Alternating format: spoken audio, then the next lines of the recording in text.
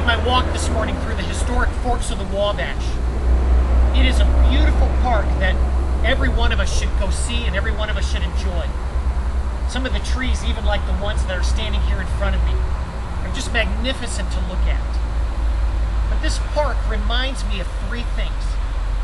The first thing that this park reminds me of is the excitement that our nation enjoyed following the War of 1812. It was an excitement that wanted to be expressed by the expansion of our people westward. Our people came into this area. Our people liked what they saw of Indiana. And our people wanted to have this land. The second thing that it reminds me of is that there was already a group of people living here. The Miami Nation had been here for a long time. This was their place. This is where their people lived.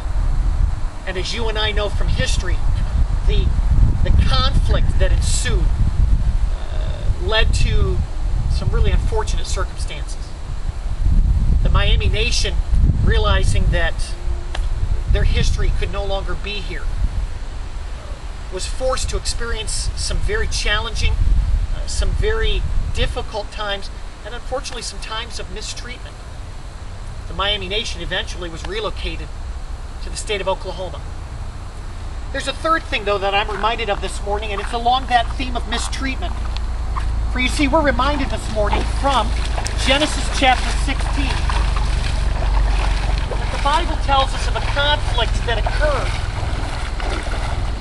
within the household of Abraham. And I want to take a moment and I want to read that for you and have us talk about it for just a moment. The Bible tells us in Genesis chapter 16, it says, "Now Sarai, Abram's wife, had borne him no children, but she had an Egyptian maidservant named Hagar. So she said to Abram, 'The Lord has kept me from having children. Go, sleep with my maidservant. Perhaps I can build a family through her.' Abram agreed to what Sarai said. So after Abram had been living in Canaan 10 years, Sarai, his wife, took her Egyptian maidservant, Hagar, and gave her to her husband to be his wife. He slept with Hagar, and she conceived. When she knew that she was pregnant, she began to despise her mistress. Then Sarai said to Abram, 'You are responsible for the wrong I am suffering. I put my servant in your arms, and now that she knows she is pregnant, she despises me. May the Lord judge between you and me. Your servant is in your hands,' Abram said. 'Do with her whatever you think is best.' Then Sarai mistreated Hagar, so she fled from her." In a few moments, we're going to talk about this issue of being mistreated.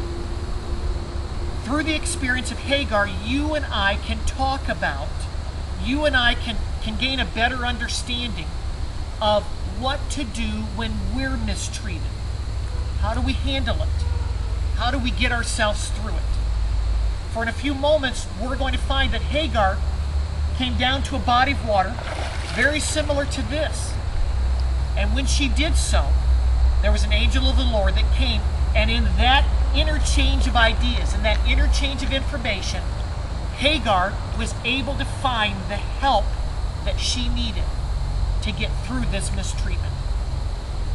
Let's see what it is that God has for us this morning as well.